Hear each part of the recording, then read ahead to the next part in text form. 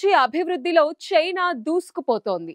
Recent గా China సైనిక పరిశోధకులు ఫాంటాన్ రాడార్ టెక్నాలజీని డెవలప్ చేస్తున్నాయి.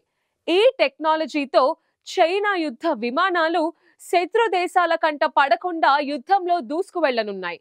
ఫ్రీక్వెన్సీ డైవర్స్ అరే రాడార్ టెక్నాలజీతో యాంటెనాస్ భిన్నమైన ఫ్రీక్వెన్సీస్ ని రిలీజ్ చేస్తూ శత్రు దేశాల సర్వ్ లైన్ సిస్టమ్స్ ని కన్ఫ్యూజ్ చేసేలా అభివృద్ధి చేస్తున్నారు.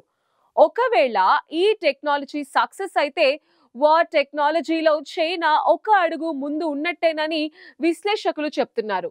అంతేకాకుండా ఈ సరికొత్త టెక్నాలజీతో వార్ డైనమిక్స్ మొత్తం మారిపోయే అవకాశం కూడా ఉందంటున్నారు.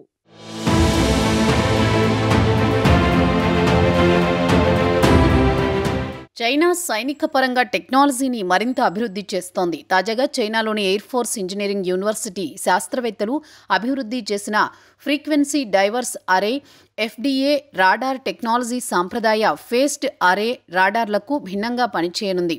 సాంప్రదాయ రాడార్లు యాంటెనా అరేలో సిగ్నల్ల ఫేజ్ను సర్దుబాటు చేయడం ద్వారా రాడార్ బీమ్ను నియంత్రిస్తాయి. అయితే ఎఫ్డిఏ రాడార్ ప్రతి యాంటెనాకు స్వల్పంగా భిన్నమైన సమయ వైవిధ్య ఫ్రీక్వెన్సీలను కేటాయిస్తుంది. దీని ఫలితంగా దూరంలో రాడార్ బీమ్ గందరగోళంగా కనిపిస్తుంది. దీంతో శత్రు సెన్సార్లకు విమానం ఉన్న స్థానాన్ని గుర్తించడం కష్టంగా మారుతుంది. దగ్గరగా ఉన్నప్పుడు ఈ సిగ్నల్ అన్ని సామరస్యంగా కనిపిస్తాయని, కానీ దూరంలో మాత్రం గందరగోళంగా కనిపిస్తాయని పరిశోధకులు వెల్లడించారు. సాధారణంగా చైనాకు చెందిన airborne early warning and control విమానాలను శక్తివంతమైన రాడార్ ఎమిషన్ల వల్ల శత్రుదేశాలు గమనించడం సులభంగా ఉంది. దీంతో చైనా సైంటిస్టులు ఈ టెక్నాలజీని అందుబాటులోకి తీసుకువచ్చారు. దీంతో శత్రుదేశాలు గుర్తించకుండా దాడులు చేసేలా ఇవి రూపుదిద్దుకుంటున్నాయి.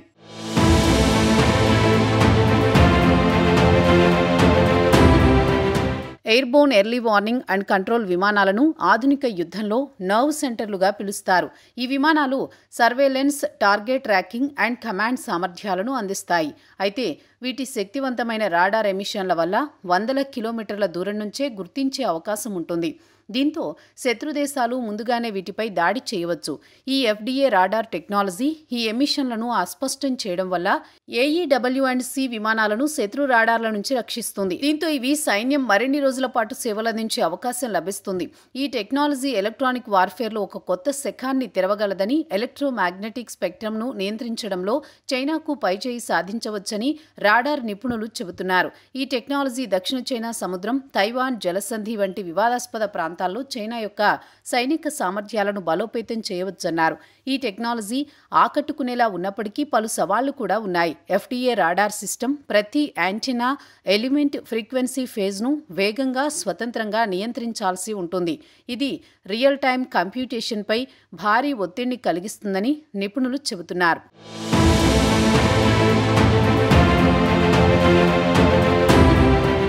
మరోవైపు థర్మల్ ఫ్లక్చుయేషన్లు, సింక్రోనైజేషన్ ఆలస్యాలు, హార్డ్వేర్ అసంపూర్ణతలు ఈ సిస్టమ్ పనితీరును దెబ్బతీసే అవకాశం కూడా ఉంది. అదనంగా వైడ్ బ్యాండ్ సంక్లిష్ట సిగ్నల్లు, స్నేహపూర్వక కమ్యూనికేషన్లు సెన్సార్లతో జోక్యం చేసుకునే ప్రమాదం ఉంది. దీనికి సంబంధించిన థియరీ బలంగా ఉన్నప్పటికీ గందరగోళ వేగంగా మారే యుద్ధభూమిలో ఈ సిస్టమ్ ఎలాంటి ఎర్రర్స్ లేకుండా పనిచేస్తుందని ఊహించడం కరెక్ట్ కాదని నిపుణులు చెబుతున్నారు. అయితే ఈ టెక్నాలజీ ఇంకా పరిశోధనా దశలో ఉందని, రియల్ వరల్డ్ యుద్ధ సన్నివేశాల్లో దీని ప్రభావం నిరూపించలేదంటున్నారు. అమెరికా కూడా low probability of intercept radar సిస్టమ్లను F-35 వంటి విమానాల కోసం అభివృద్ధి చేస్తోంది. ఈ ఎఫ్డిఏ టెక్నాలజీ సక్సెస్ అయితే ఎలక్ట్రానిక్ వార్ఫేర్లో చైనా ఒక అడుగు ముందుకు వేసినట్టేనని విశ్లేషకులు చెబుతున్నారు. దక్షిణ చైనా సముద్రం, తైవాన్ జలసంధి వంటి ప్రాంతాల్లో చైనా AEW&C విమానాలను శత్రుదాడుల నుంచి రక్షించడం ద్వారా వాటి కమాండ్ అండ్ కంట్రోల్ సామర్థ్యాలను బలోపేతం చేస్తుంది. ఇది అమెరికాకు చెందిన స్టెల్త్ విమానాలైన F-22, F-35 విమానాలకు యుద్ధంలో సవాలుగా మారే అవకాశం ఉంది.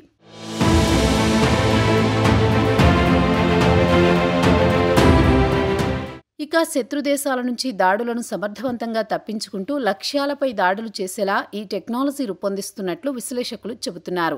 అయితే ఈ టెక్నాలజీ ఇంకా పరిశోధనా దశలో ఉండడంతో అది రియల్ టైంలో అందుబాటులోకి వచ్చారా అనేక టెక్నికల్, ఆపరేషనల్ సమస్యలను ఎదుర్కొనే అవకాశం ఉంది. ఇప్పటి వరకు దీన్ని టెస్టు చేయకపోవడంతో సంక్లిష్ట సిగ్నల్లు ఇతర స్నేహపూర్వక సైనిక వ్యవస్థలో జోక్యం చేసుకుని మొత్తం యుద్ధం పరిస్థితులని మార్చే ప్రమాదం ఉందని నిపుణులు హెచ్చరిస్తున్నారు. మరోవైపు ఇది ఎలా పనిచేస్తుందో తెలుసుకోవడానికి యుద్ధభూమిలో టెస్టులు చేయాలని సూచిస్తున్నారు. ఈ ఫాంటమ్ రాడార్ టెక్నాలజీ గ్లోబల్ సైనిక టెక్నాలజీ రేసులో చైనా ఆధిపత్యాన్ని పెంచేలా చేస్తుంది. ఇది విజయవంతంగా అమలైతే ఎలక్ట్రోమాగ్నెటిక్ స్పెక్ట్రమ్ నియంత్రణలో బ్రూట్ పవర్ లేదా పర్ఫెక్ట్ స్టెల్త్ కంటే సమాచార నిర్వహణపై దృష్టి సారించే కొత్త యుద్ధ వ్యూహాన్ని అమలు చేయాల్సి వస్తుంది. అయితే ఈ టెక్నాలజీ పరిస్థితులు అమెరికా సహా ఇతర దేశాలు అభివృద్ధి చేస్తున్న లో ప్రాబబిలిటీ ఆఫ్ ఇంటర్సెప్ట్ రాడార్లతో పాటు దీర్ఘకాలిక ప్రభావాన్ని ప్రశ్నార్థకం చేస్తున్నాయి. భవిష్యత్తులో చైనా ఈ టెక్నాలజీలను ఇతర దేశాలకు విస్తరిస్తే యుద్ధ వ్యూహాలు మారిపోతాయని నిపుణులు హెచ్చరిస్తున్నారు.